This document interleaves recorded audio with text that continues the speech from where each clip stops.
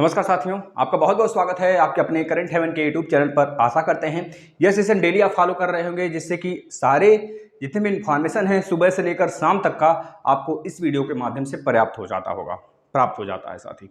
तो आशा करते हैं साथी इस सेशन को आप तो कभी स्किप नहीं करेंगे, पूरा शुरू से लेकर अंत तक देखिएगा। इसमें एक जीके का भी टॉपिक हम डेली लेते हैं, चाहे वह आपका हिस्ट्री से रिलेटेड हो, चाहे आपके स्टैटिक जीके हो, चाहे आपका ज्योग्राफी का पोर्शन हो, चाहे आपका पॉलिटी का पोर्शन हो। आज पॉलिटी में मौलिक अधिकार के विषय में, मौलिक अधिकार किस भाग में है, कितने अनुच्छेद आते हैं इसमें, कौन सी अनुसूची, सब कुछ इसमें हम खत्म करने वाले हैं। कौन सा संविधान संशोधन हुआ था इसमें, कब हुआ था, किससे उठाकर किसमें जोड़ दिया गया, सब कुछ बताने वाले हैं साथ ही इसमें मौलिक अधिकार वाले में। आप लोग लास्ट तक बने रहिएगा। आप सभी के कमेंट भी लेंगे, डाउट भी लेंगे। जितने भी प्रशिक्षु अभी जुड़े हैं प्लीज उनसे एक बार रिक्वेस्ट है साथी, अभी लाइक कर दीजिए। लाइक करके आप लोग एक बार शेयर कर दीजिए, अनेक ग्रुप में शेयर कर दीजिए, जिससे कि भी और भी प्रशिक्षु हमारे जुड़ सकें। प्लीज प्लीज प्लीज आपसे भैया बहुत बहुत विनती है, अगर आप इस प्लेटफॉर्म को प्यार देते हैं अपना, तो प्लीज रिक्वेस्ट है अपनी संख्या बल दीजिए हमें। आपके लिए डीएलएड के सभी सेमेस्टर के क्लास लगा दिए गए हैं। डीएलएड 4th सेमेस्टर के मैथ आगामी एग्जाम जब होगा, और डीएलएड 2nd सेमेस्टर के मैथ जो आगामी एग्जाम होगा उसके लिए हमने फिनिश कर दिया है पूरा का पूरा। और डीएलएड 4th सेमेस्टर के हम एसएसटी और साइंस साथी बहुत जल्द स्टार्ट कर देंगे। आप लोग घबराना नहीं है, बस मैथ पे ध्यान केंद्रित बनाकर उसे चपाचट करते रहिए। प्रीवियस पेपर वगैरह सब कुछ उसमें दे दिए हैं। और डीएलएड 2nd सेमेस्टर जो 2021 बैच के बच्चे हैं उनसे हम यही कहेंगे, बहुत बैक आता है भैया। आप लोग इस प्लेटफॉर्म से पढ़ रहे हैं तो इतना विश्वास रखिए, आप डीएलएड के साथ साथ यूपी टेट के लिए भी तैयार हो रहे हैं, इतना विश्वास दिलाते हैं आपको। और जो बच्चे आगामी यूपी टेट सितंबर में जो आने वाला है, और जो अभी बहुत जल्द आपके नोटिफिकेशन आने वाले हैं सीटेट के, तो उसके लिए भी हमने क्लास लगा दिए हैं। यूपी टेट के सभी सब्जेक्ट की क्लास हमने फिनिश कर दिया है, उसको देखेंगे, चाहे ईवीएस हो, चाहे मैथ हो, चाहे आपका ईवीएस मैथ हिंदी, या फिर आपका सीडीपी हो, उसके लिए भी हमने पूरा का पूरा बंदोबस्त कर दिया है। महा मैराथन वगैरह सब कुछ दे दिया है। लेकिन जैसे एग्जाम पास आएगा, आप लोग अभी से पढ़ते रहिए, एग्जाम पास आते ही हम महा मैराथन लगाएंगे। ठीक है मित्र, आप लोग शेयर कर दीजिए। आपसे एक फिर से रिक्वेस्ट है साथी, अनेक ग्रुप में, जितने जितने ग्रुप में आप जुड़े हैं, फेसबुक पर शेयर कर दीजिए, स्टेटस लगा दीजिए, हर एक जगह स्टेटस लगा दीजिए। आपसे विनती है कि आपके माध्यम से और भी प्रशिक्षु जुड़ सकें। चलिए हम बात कर लेते हैं आज के विषय पर साथी। जो भी मुद्दा है सबके विषय पर बात करेंगे, और आप लोग के कमेंट भी लेंगे। बहुत भी हमारे बहन का कमेंट आया है, हमारे भाइयों का कमेंट है, सबका हम लेंगे। एक बहन जी का कहना है भाई, अभी हम बताते हैं आपको। यहाँ देखिएगा, पहला जो है साथी आबकारी विभाग। आबकारी विभाग सब विषय पर चर्चा करेंगे, डीएलएड से रिलेटेड हर एक विषय पर चर्चा करेंगे। एग्जाम कब होगा, अगला रिजल्ट कब आने वाला है, प्रत्यावेदन वाले प्रशिक्षु कितने प्रशिक्षु जा चुके हैं, जमा करा चुके हैं, सब कुछ चर्चा करेंगे। आबकारी विभाग, उत्तर प्रदेश में आबकारी विभाग में नई पुलिस भर्ती साथी आई हुई है, मतलब कि स्टार्ट हो जाएगा, उसका आवेदन स्टार्ट हो जाएगा बहुत जल्द। 327 सिपाही भर्ती है साथी। इसके लिए हम पूरा डिटेल आपको जरूर बताएंगे, और बस इतना आज समझते रहिए, अभी समझ लीजिए, क्योंकि अभी इसको ये शो नहीं हो रहा है ना, इसके लिए हम बताएंगे अभी थोड़ी देर में। आबकारी विभाग में 327 सिपाही भर्ती के लिए किस प्रकार से सारी चीजें होंगी। और दूसरी तरफ अगर बात करें साथी, जो बच्चे CHSL एसएससी का एक एग्जाम होता है, CHSL 10th लेवल पे होता है, 12th लेवल पर होता है। इसमें 2021 का जो एग्जाम होने वाला है आज से स्टार्ट हो चुका है साथी। आप लोग अपने एडमिट कार्ड निकाल सकते हैं जो बच्चे भरे होंगे, ठीक है। दूसरी तरफ, तीसरी तरफ बात करें साथी, अगर बात करें जो टैबलेट और कह लीजिए कि बटेंगे, कल हम बता देते हैं कहाँ पे आपके जिले में बटने वाला है साथी। पहले आपको बता देते हैं हम, रुक जाइए, टैबलेट के बारे में थोड़ा सा।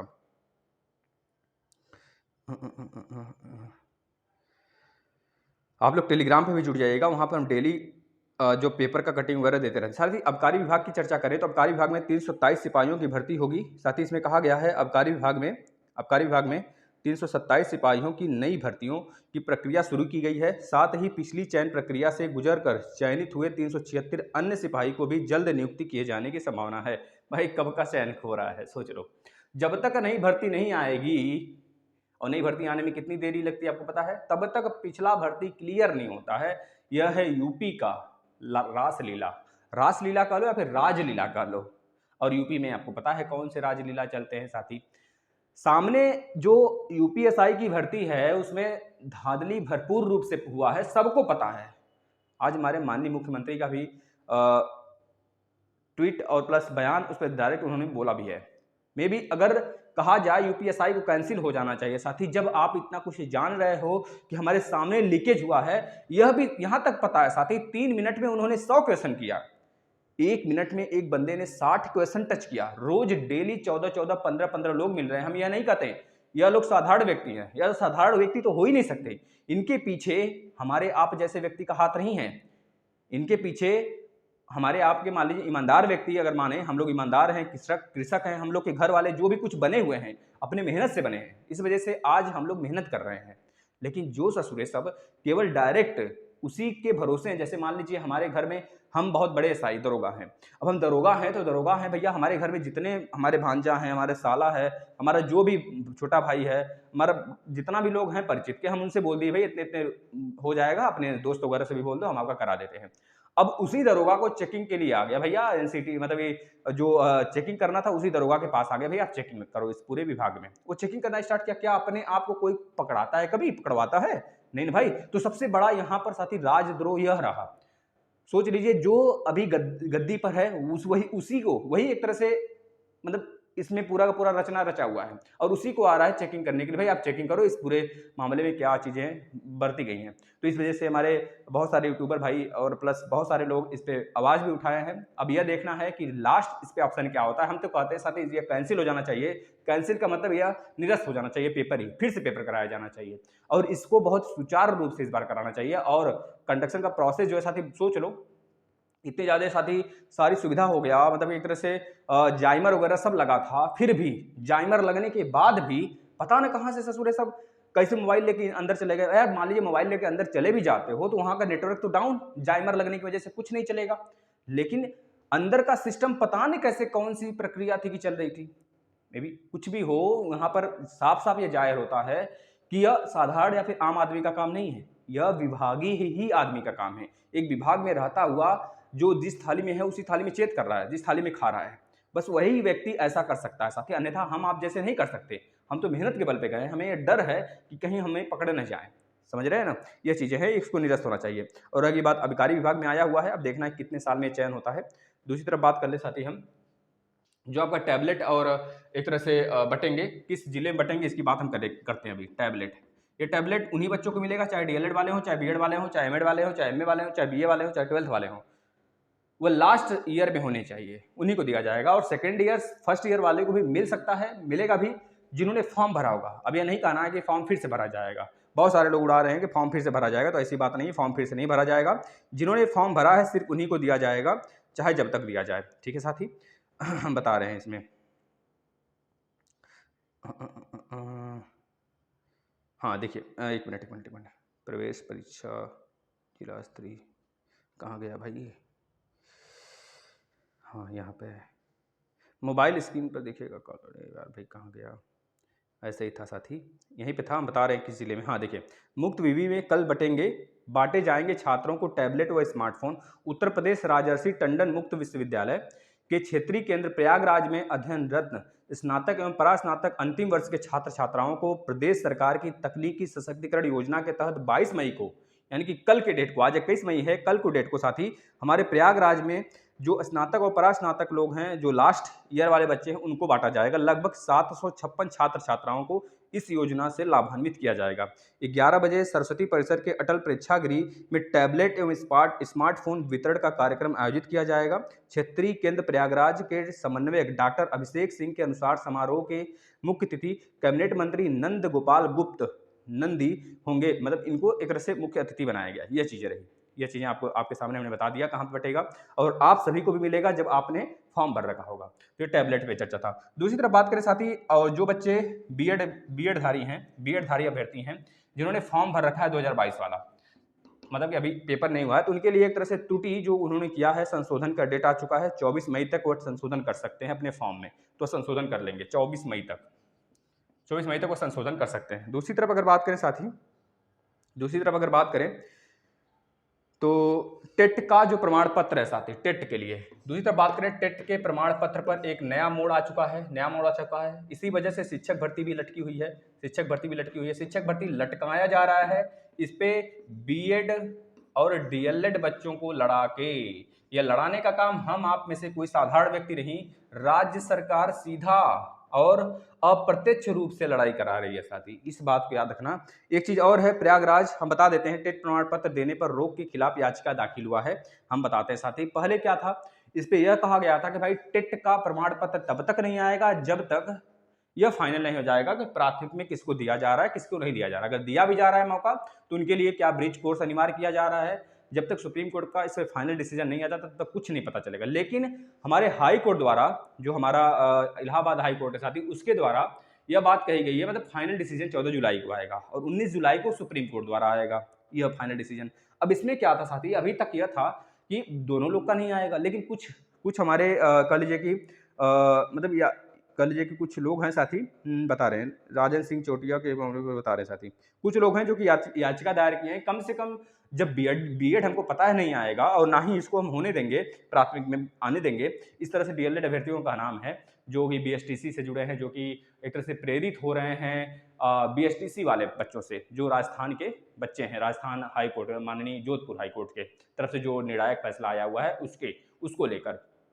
तो इनमें डीएलएड वाले बच्चों का साफ साफ ये कहना है, जब बीएड वाले अभ्यर्थी बाहर हो ही रहे हैं तो उनका ना सही मिले लेकिन मेरा निकाला जाए। और इस पर शायद चर्चा करने ही वाली थी हमारी सुप्रीम कोर्ट, लेकिन फिर से एक याचिका दायर किया गया। साथ ही इसमें यह कहा गया, ऋषि श्रीवास्तव ने बताया कि जस्टिस सिद्धार्थ की पीठ ने मुरादाबाद निवासी एक बीएड पास अभ्यर्थी राजकुमार सिंह का प्रार्थना पत्र स्वीकार करते हुए उसे मामले में अपना पक्ष रखने की अनुमति प्रदान की है। बस इसी मामले को सुनकर सुप्रीम कोर्ट का साफ साफ कहना है कि यह फैसला, मतलब यह पत्र जो पीएनपी द्वारा छापना है टेट 2021 का प्रमाण पत्र, वो तभी छपेगा जब इस पे फाइनल डिसीजन आ जाएगा, या फिर दोनों के पक्ष में या फिर किसी एक के पक्ष में या फिर एक हारेगा।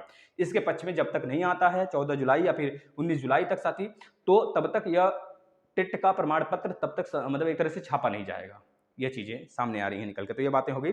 और साफ साफ बात है, इस पर राज्य सरकार मुद्दा उठा, राज्य सरकार इस पर बहुत बड़ी फायदा उठा रही है साथी, क्योंकि शिक्षक भर्ती का डिले होने का कारण सबसे बड़ा यही है, यह चीज याद रखना। और रह की बात दूसरी तरफ, एक और है, जो बच्चे ऐसे हैं जो कि एक तरह से कह लीजिए साथी, जो 69,000 वाली भर्ती है, उसको लेकर भी विवादित मामला है। और यह सब देखना साथी, देख रहे हैं आप लोग, और यही सब समझ लीजिए शिक्षक भर्ती का कारण है कि डिले होना।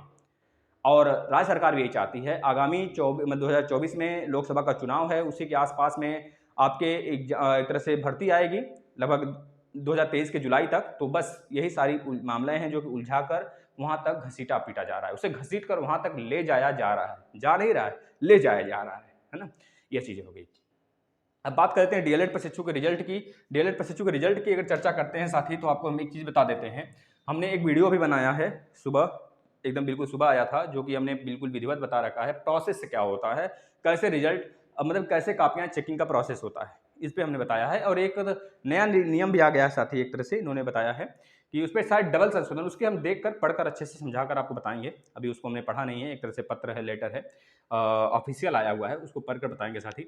डीएलएड बच्चों के लिए एक साथी, एक तरह से कह लीजिए जो बच्चे 4th सेमेस्टर के और जो बच्चे 2nd सेमेस्टर की तैयारी में जुटेंगे, उनके लिए बता दें साथी, आपके जो एग्जाम है, मान लीजिए जो बच्चे 2nd सेमेस्टर के हैं 2021 बैच वाले, इनका जो प्रशिक्षण है सितंबर के आसपास में समाप्त होगा, सितंबर में समाप्त होगा साथी। सितंबर में अगर इनका प्रशिक्षण समाप्त हो रहा है तो आपको यह बता दें, जिस बार अगर फर्स्ट सेमेस्टर का पेपर 3rd सेमेस्टर के साथ कराया गया 2019 बैच के 2021 बैच का, तो इसमें बहुत बड़ा साजिश भी है साथी। इस वजह से आप लोग सतर्क रहिएगा साथी। जैसे जो सेकंड्स वाले बच्चे हैं उनका पेपर और 4th सेमेस्टर का पेपर साथ में कराए जाने की पूरी संभावनाएं बनेंगी, क्योंकि भले साथ में नहीं उचित है, लेकिन फिर भी यही सोचकर साथ कराएंगे कि इनका समय बचे और हम लोग का समय बड़े बर्बाद हो। 3 दिन में आप पेपर ले लो, एग्जाम ले लो, और 3 महीने में आप कॉपी चेक करके निकालो। बहुत बड़ा न्याय आप करते हो।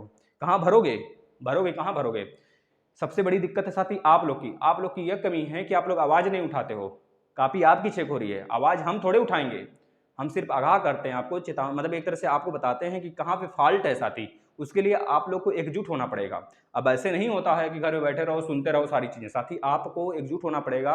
जैसे ही दिखेगा पेपर लेट हो रहा है, आप सभी को हम आगाह करेंगे, चलना है पेन पेपर, उनसे दबाव बनाना है कि भाई कम से कम अभी शिक्षक भर्ती अगर आ गई, जो डीएलएड 4th सेमेस्टर में जिनका एक सब्जेक्ट में बैक है वो भी नहीं बैठ पाएंगे अगर रिजल्ट नहीं आता है। तो जो बच्चे 2nd सेमेस्टर का पेपर दिए हैं और 3rd सेमेस्टर का पेपर दिए हैं, 4th सेमेस्टर की तैयारी करेंगे, यह सोचकर कि शिक्षक भर्ती थोड़ा डिले हो रहा है, हम तब तक यूपी टेट या सीटेट दे लेंगे और उसके बाद शिक्षक भर्ती के लिए पात्र हो जाएंगे। तो ऐसे प्रशिक्षु का रिजल्ट क्यों रोका जा रहा है? कम से कम ऐसे प्रशिक्षु जो बैक वाले हैं, जो 2019 बैच के, उनका रिजल्ट फटाफट क्लियर किया जाए। और रही बात 2021 बैच का, अगर थोड़ा सा डिले भी हो जाता है तो कोई उस पर बाधित कार्यक्रम या फिर कार्रवाई नहीं की जाएगी। आप उनका थोड़ा डिले कर सकते हैं, क्योंकि संख्या ज़्यादा है, 90,000 से प्लस संख्याएं हैं उनकी।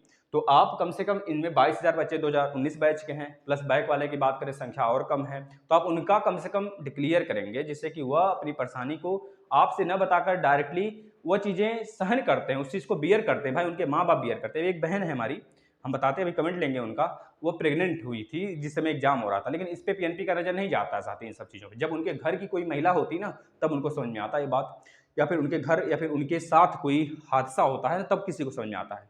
दूसरे के साथ में नहीं समझ में आएगा, अरे छोड़ो छोड़ो चलते हैं, एक आम की तरह, आम लोगों की तरह समझ बैठते हैं। समझना भी चाहिए, क्योंकि आपको पता है कि हमारे साथ जब होगा तो दुनिया नहीं देखने वाली है। तो आपको अपने लिए लड़ाई करना है, साथ ही दूसरे आपको क्या कहते हैं क्या नहीं कहते हैं इस पर आप मत जाया करो कभी।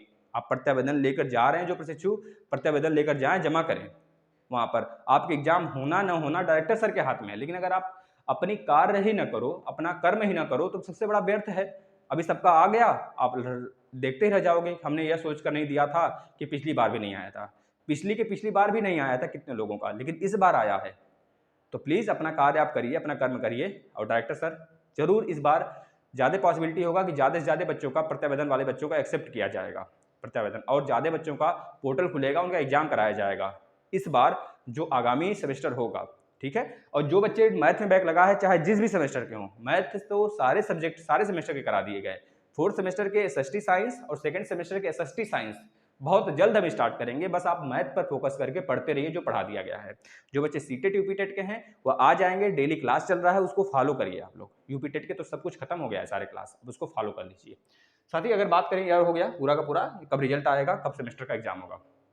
प्रत्यावेदन वाले प्रशिक्षु के लिए हम बता दें, बहुत ज़्यादा संख्या में आप लोग जा रहे हैं, बहुत अच्छा लग रहा है, और पता चल रहा है बच्चों की संख्या तादाद जा रही है। भले एक साथ न जाकर रैंडमली जा रहा है, लेकिन जा रहा है, बच्चे की संख्या बढ़ रही है। अब इस बार में भी पॉसिबिलिटी होगा 10-12,000, 20 मतलब 15,000 या फिर 14,000 के आसपास बच्चे जाएंगे, क्योंकि इस बार उन बच्चों की भी संख्या बढ़ेगी जो बच्चे 2 सेमेस्टर में बैक लेके बैठे हैं। मतलब एक में उनका चांस खत्म हो गया है, एक में चांस बचा है। तो पहले आप जिसमें चांस बचा है उसके लिए रिक्वेस्ट करेंगे, और हमने सब कुछ बता दिया है क्या क्या डॉक्यूमेंट्स ले जाना है आपको। यह रही सारी चर्चा आपको साथी जो हमने बताया। और शिक्षक भर्ती का टेंशन लेकर आप अपना आज ना खराब करो। शिक्षक भर्ती आएगी, चाहे जब आएगी, वो आना है उसको। 97,000 प्लस 22,000 हमको लेना ही लेना है किसी भी सूरत में। 51,000 17,000 का जो लालच देकर, लॉलीपॉप देकर हमको हटाना चाहते हैं ना रास्ते से, मान लीजिए 51,000 आता है तो कुछ हद तक सही है, लेकिन 17,000 तो हमें नहीं चाहिए। हमें सिर्फ 97,000 प्लस 22,000 चाहिए साथी। भले थोड़ा सा डिले हो रहा है, डिले होने दीजिए, और आप लोग बस फोकस कर लीजिए अपने यूपीटेट सीटेट डीएलएड पर, यही कहना चाहते हैं हम आ जाते हैं, थोड़ा सा जीके बताते हैं, फिर उसके बाद आपका कमेंट लेते हैं साथी। मौलिक अधिकार, आज मौलिक अधिकार से रिलेटेड चर्चा करने वाले हैं, भाग 3। आपको पता है कि आपके संविधान में जो 26 नवंबर 1949 को बन के तैयार होता है, और 26 जनवरी 1950 को पूरे देश को सौंप दिया जाता है। उससे 2 दिन पीछे अगर देखा जाए तो 24 जनवरी 1950 को हमारा राष्ट्रीय गान, राष्ट्रीय गीत और एक तरह से पहली बार राष्ट्रपति हमारे देश में चुने जाते हैं साथी। आपको पता होना चाहिए। उसी समय राष्ट्रध्वज को भी अपनाया जाता है ना, राष्ट्रगान को भी अपनाया जाता है। ये सारी चीज़ें हमने बताया आपको। और जो राष्ट्रध्वज है तो 1947 में ही अपनाया जाता है साथी, पिंगलिया वेंकैया द्वारा उनको बनाया गया था। ये चीज़ें हमने बताया था। और रही बात मौलिक अधिकार की बात करें तो ये भाग 3 में है। भाग हमारे पास 22 है, उसी में से एक है भाग 3। भाग 3 में मौलिक अधिकार की चर्चा है। उसमें अनुच्छेद आता है 12 से लेकर 35 तक अनुच्छेद। अगर बात करें यह कहाँ से प्रेरित है, हमारे देश का मौलिक अधिकार तो यूएसए, यूनाइटेड स्टेट अमेरिका, मतलब अमेरिका से प्रेरित है साथी, याद रखेंगे, अमेरिका से लिया गया है। 1931 में सबसे पहले कराची अधिवेशन जो हुआ था, कांग्रेस का अधिवेशन, कराची अधिवेशन, जिसकी अध्यक्षता सरदार वल्लभ भाई पटेल जी द्वारा किया गया था, में कांग्रेस ने घोषणा पत्र में मूल अधिकारों की सबसे पहले मांग रखी थी। और जो ये मूल अधिकार है, इसका प्रारूप जवाहरलाल नेहरू जी द्वारा तैयार किया गया था, बनाया गया था साथी। याद रखेंगे 44वें संविधान संशोधन द्वारा, 44वां संविधान संशोधन 1978 में हुआ था। इसके द्वारा संपत्ति के अधिकार, जो हमारा मूल अधिकार था, उसको हटाकर अनुच्छेद नंबर 300 क में रखकर एक विधिक अधिकार बना दिया गया है ना। अब हम बात करते हैं कितने मौलिक अधिकार है साथी। 6 मौलिक अधिकार है। जो पहला है समता, यानी कि समानता का मौलिक अधिकार, समानता का अधिकार, जो कि अनुच्छेद 14 से लेकर 18 तक है, याद रखेंगे साथी, पूछा जाता है। इसके बाद स्वतंत्रता का अधिकार हमारा जो है 19 से लेकर 22 तक अनुच्छेद है। 19 से लेकर 22 तक अनुच्छेद में जो 19वें नंबर का अनुच्छेद है साथी, वो बहुत इंपॉर्टेंट है। उसमें खंड है 6, 7 खंड था, एक संपत्ति का अधिकार भी था, उसे हटा दिया गया है ना। याद रखेंगे जो खंड 6 है साथी, 6 खंड हम बताते हैं। 19A, अनुच्छेद नंबर 19A में यह बोला गया है, बोलने की स्वतंत्रता आपको है। आप बोल सकते हो, किसी को उचित रूप से बोल सकते हैं, अनुचित नहीं, उचित रूप से बोला जा सकता है। 19 बी, अनुच्छेद नंबर 19 बी में यह कहा गया है शांतिपूर्वक बिना हथियार के बिना हथियार के एकत्रित हो सकते हैं, आप सभा कर सकते हैं, सभा बना सकते हैं, यह चीजें। 19 सी में कहा गया है संघ बना सकते हैं आप। 19 डी में कहा गया है साथी, अनुच्छेद 19 डी में कि आप क्या कर सकते हैं, पूरे देश में घूम सकते हैं, अपने देश में पूरे घूम सकते हैं कहीं भी। अगर बात करें 19 ई में कहा गया है निवास कर सकते हैं, आप कहीं भी निवास कर सकते हैं। इसके बाद 19 ई के बाद 19 जी में जो कहा गया है कहीं भी आप व्यापार, जहाँ पे निवास करेंगे वहाँ पे आप व्यापार भी कर सकते हैं, अपना जीवन यापिका के लिए जीविका भी चला सकते हैं। दूसरी तरफ आते हैं स्वतंत्रता के बाद आते शोषण के विरुद्ध अधिकार में 2 अनुच्छेद 23-24, हाँ 2 अनुच्छेद आते हैं, 23 और 24। इसके बाद आता है धार्मिक स्वतंत्रता का अधिकार साथी, यह है 25 से लेकर 28 तक अनुच्छेद 25, 26, 27, 28, 4 अनुच्छेद आते हैं इसमें। इसके बाद सांस्कृतिक शिक्षा संबंधी अधिकार आता है साथी, यह आता है 29 और 30, जिसमें कि अनुसूचित जाति को भी एक तरह से अधिकार दिया गया है अनुच्छेद नंबर 29 और 30 के थ्रू। संवैधानिक उपचारों के अधिकार में साथी अनुच्छेद नंबर 32 आता है, जो कि मोस्ट इंपॉर्टेंट है साथी, याद रखेंगे, जिसको हमारे बाबा साहब भीमराव अम्बेडकर जी ने एक तरह से संविधान का आत्मा कहा था, याद रखेंगे। ठाकुर प्रसाद ने साथी हमारे संविधान का आईना है, जो हमारे संविधान का आईना है, उसे एक तरह से संविधान का आत्मा कहा था, लेकिन बाबा साहब भीमराव अम्बेडकर जी ने हमारे अनुच्छेद नंबर 32 को पूरे संविधान का आत्मा कह के पुकारे थे। अब आ जाते हैं, आप लोग के कमेंट ले लेते हैं फटाफट। हाँ साथी, देखिए भाई, इनका का नाम है करिश्मा यादव जी का कहना है सर मेरा 3rd सेमेस्टर मैथ में 2 बार बैक है और 4th सेमेस्टर में भी मैथ में 2 बार बैक है, 4th सेमेस्टर में भी 2 बार बैक है और 3rd सेमेस्टर में भी 2 बार बैक है। एक चांस अभी भी बाकी है, पर फिर भी हमारा पोर्टल पर नेम नहीं खुला। भाई जब आपका 2 ही बार बैक है साथी करिश्मा यादव जी, तो आपका तो ऐसे ही आ जाएगा। आप थोड़ा सा चेक करिएगा पोर्टल क्यों नहीं खुला होगा आपका, आप अपने कॉलेज से संपर्क करिएगा। अगर आपका 2 ही बार बैक है दोनों में, 3rd में भी और 4th में भी मैथ में, दोनों में मैथ में है, मैथ इस बार हमसे पढ़ के जाना बेटा। और आप अगर पोर्टल नहीं खुल रहा है तो इस बात की प्रत्यावेदन के लिए आप 19 को डेट के SCRT पर में प्रत्यावेदन देकर आ चुके हैं। आप प्रत्यावेदन दे दिए 19 को, क्या हमारा इस बार पेपर देने की चांस मिल जाएगा?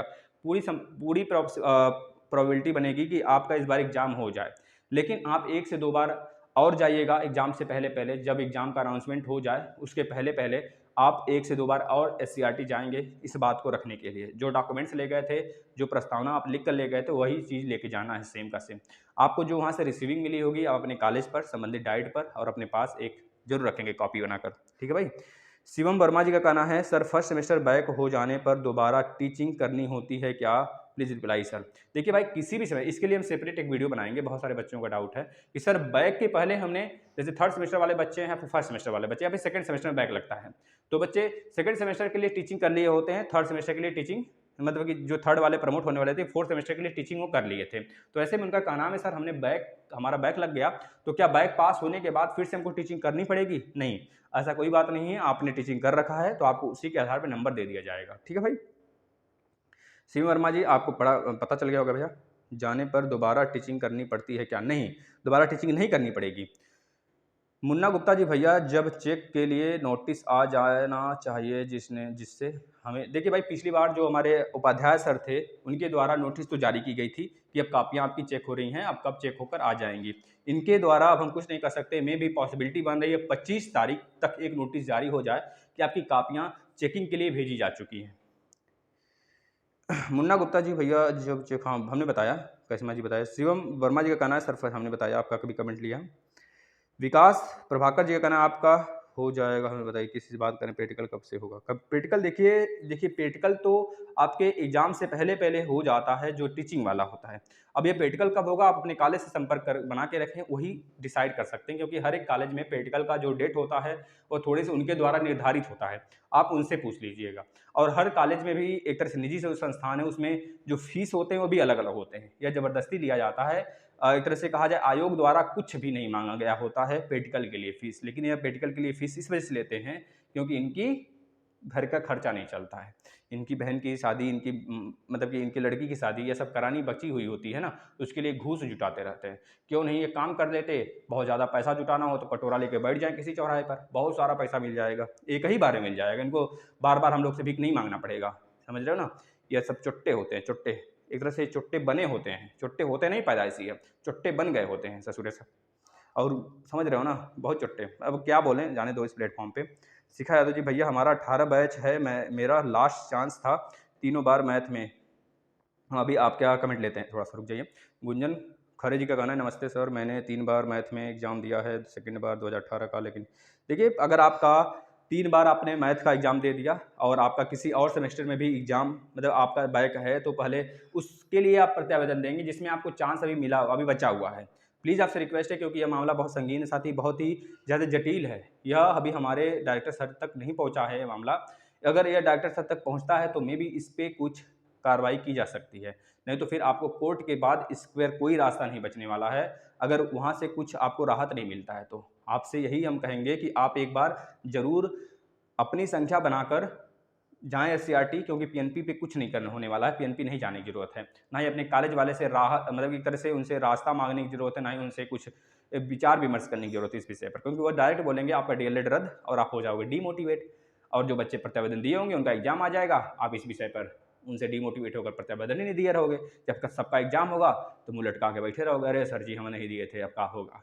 अब क्या होगा भैया, वही होता है ना, चिड़िया जब चुग जाती है खेत। अब कहावत तो जानबे करते हो, हमको थोड़ा बहुत कहावत वात नहीं आती भाई, बीच बीच में थोड़ा थोड़ा याद आ जाता है।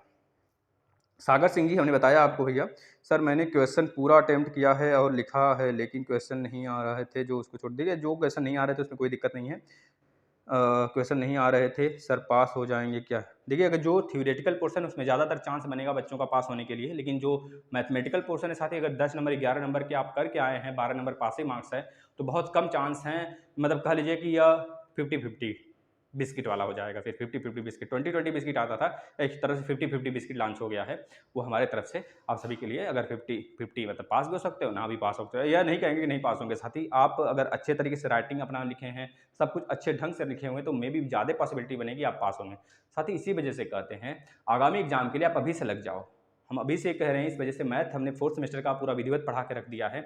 आओ तो सही, 3-3 4-4 बार हमने पढ़ाया है, बुक से, राजन से, पवन से, प्रीवियस ईयर पेपर सब कुछ करा दिया है। सेकंड सेमेस्टर का भी इसी तरह हमने कराया है।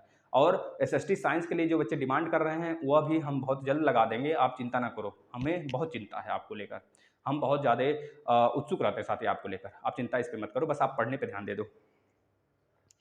गुंजन खरे हमने बताया भैया। अजय कुमार जी बताया भैया। अजय कुमार जी, सर आप तो कह रहे थे भाई, देखिए जो टीजीटी पीजीटी की भर्ती आई है, एक तरह से वह भर्ती नहीं जो आप सोच रहे हो। यूपी मतलब राज्य सरकार की नहीं है, 205 केवल उसमें सीट हैं। एक तरह से बहुत ही मशक्कत के बाद ऐसी भर्तियाँ आती हैं 3 साल 4 साल 5-5 साल पे। तो वह मात्र एक छोटी सी भर्ती है, उसमें जो बच्चे बहुत तेज तर्रार होते हैं उन्हीं का होता है, उसमें सीटेट क्वालिफाई होना चाहिए। ठीक है सागर सिंह जी, हमने आपका कमेंट लिया बच्चा। शिखा यादव जी, भैया हमारा 18 बैच है, मेरा लास्ट चांस था, तीनों बार मैथ में ही बैक था। अगर रिजल्ट में कुछ सही नहीं आया तो हमारा सेमेस्टर बैक होगा या पूरी बीटीसी बैक हो जाएगी, और क्या प्रत्यावेदन भी भरा जाएगा? देखिए, अगर आपने सेकेंड सेमेस्टर के लिए इतना ज़्यादा एग्ज़ाम दिया हुआ है मैथ में, अगर आप मैथ आपका अच्छा नहीं जाता है, हम ये नहीं कहेंगे अच्छा नहीं जाएगा, भगवान करे सब पास हो जाए इस बार जनरल मार्किंग भी देखने को मिल सकती है, क्योंकि इस बार पेपर लीकेज का कहीं से प्रॉब्लम नहीं आया है। तो हो सकता है सारे प्रोफेसर जो बैक वाले हैं, ज़्यादातर उनको पास कर दिया जाए। जो बच्चे 14 नंबर, 13 नंबर, 15 नंबर ऐसे मैथ में करके आए होंगे, तो उनको ज़्यादातर पास किया जाएगा। अब ऐसी बात है, जो बच्चे कॉन्फिडेंस के साथ कहते हैं हमारा 13-14 सही है, प्लस अदर हमने अटेम्प्ट किया है, तो वह तो निश्चित पास होंगे, इसका कोई तोड़ नहीं, वो पास होंगे निश्चित है। लेकिन जो बच्चे 11-10 करके आए हैं, उनके ऊपर हम नहीं कुछ कर सकते, साथ ही उनके ऊपर टिप्पणी नहीं कर सकते।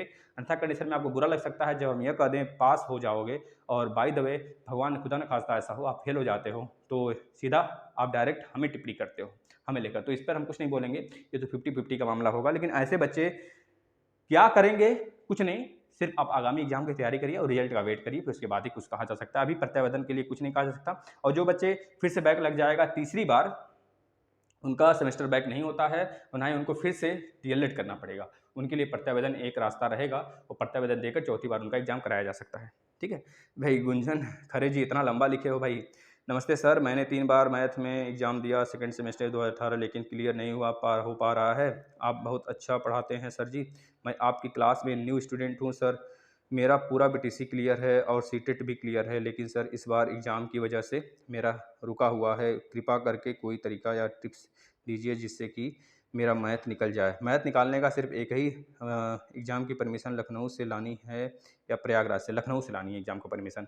और इसका क्या तरीका है साथी? हमने बता दिया, प्रत्यावेदन एक लिखना होता है। उस प्रत्यावेदन में साथी आप एप्लीकेशन लिखोगे कि आप एग्ज़ाम चौथी बार के लिए दीजिए, अच्छे से हमें मौका दिया जाए। एक हमारा सीटेट निकला, यूपीटेट निकला है, कोई एक अपना मेडिकल सर्टिफिकेट लगाइएगा किसी कारण को देकर, और प्लस अपना एक पासपोर्ट साइज़ का फ़ोटो साथी, और प्लस अपना एक जो जितने सेमेस्टर हैं उसका फ़ोटो कापी, और प्लस साथी आपका फ़ोटो कापी के बाद आप अपना एक आधार कार्ड का कापी, और एक फ़ोटो, एक अपना पूरा का पूरा सेमेस्टर जितने हैं आपके उसकी कॉपी, और प्लस एक प्रत्यावेदन, यह लेकर आप जाओगे।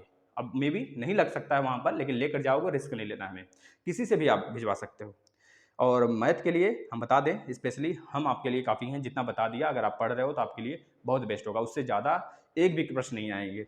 अर्चना प्रजापति, रिजल्ट कब आएगा प्लीज़ बताइए। बताया तो हमने, वीडियो आपने देखा होगा तो सुना होगा उसको। पवन कुमार जी, थैंक यू भैया। दोबारा हम लोगों की टीचिंग करवाइएगा पीएनपी डीएलएड 2019। नहीं भाई, दोबारा नहीं होगा आपकी टीचिंग। ज्योति शुक्ला जी का कहना है, इनका हमने कमेंट लिया है अलग से, रुक जाइए, ज्योति शुक्ला जी का। हाँ, hello sir, good morning sir. आपसे पूछा था कि जब थर्ड सेमेस्टर का एग्ज़ाम था तो मेरी डिलीवरी हुई थी। देखिए, इन्हीं की बात कर रहे थे, और ऑपरेशन से इसलिए मैं एग्ज़ाम नहीं दे पाई थी। क्या सर मेरी डीएलएड ख़त्म हो जाएगा? नहीं, डीएलएड ख़त्म नहीं होगा। आप इसके लिए एक तरह से रिक्वेस्ट करिएगा, पीएनपी से भी एक आप रिक्वेस्ट करिएगा, एक एससीईआरटी से भी। इसमें आप अपनी बातों को मेंशन करिएगा, एक अपना मेडिकल सर्टिफिकेट बनवा लीजिएगा इसी डिलीवरी का, साथ ही बनवा लीजिएगा, और आपका पूरा पॉसिबिलिटी कि आपका एग्ज़ाम एक बार और हो, ज़रूर होगा। निश्चित रहिए, निश्चिंत रहिए। ठीक है भैया। क्या दोबारा हम लोगों की टीचिंग? नहीं भाई, दोबारा टीचिंग नहीं होगा जिनका पाएगा। Sir medical certificate district hospital से बनवाएं या फिर प्राइवेट हॉस्पिटल से? किसी भी हॉस्पिटल से आप बनवा सकते हैं, लेकिन वह गवर्नमेंट होने चाहिए। गवर्नमेंट हॉस्पिटल से बनवाएंगे तो उचित रहेगा। यह रहा आपका पूरा का पूरा कमेंट साथी। Adarsh Kumar ji, sir fourth semester की एसएसटी की क्लास प्लेलिस्ट में नहीं शो हो रही। अभी हमने एसएसटी नहीं शुरू किया है फोर्थ सेमेस्टर का, है ना, तो नहीं शो होगा साथी। हम शुरू कर देंगे बहुत जल्द। आप लोग सपोर्ट करिए, अपनी संख्या बढ़ाइए। तब तक आदर्श जी, आप मैथ का पूरा क्लास देख जाइए। धन्यवाद।